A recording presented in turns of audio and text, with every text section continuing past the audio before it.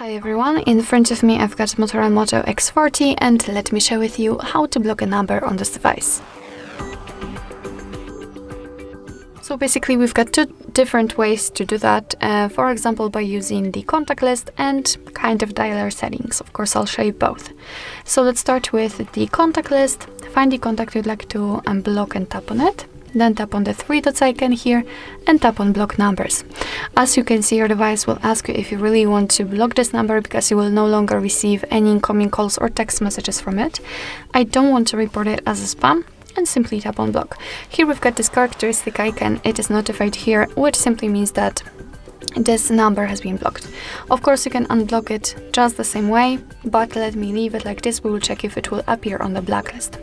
So the second way of blocking a number requires entering the settings or the options in the dialer, and it doesn't really matter basically if you will be on the contacts, recents or the favorites. Just tap on the three dots icon here and tap on the settings. As you can see here, we've got the section blocked numbers, so let's enter. And here we've got our blacklist, and one of those numbers is the one we just blocked from our contacts.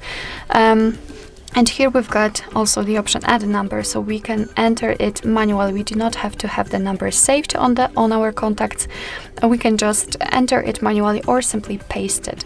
Just tap on block, and as you can see, it will immediately appear also here. What is more, we've got this option unknown, which simply means that your device will be allowed to block calls from all unidentified callers.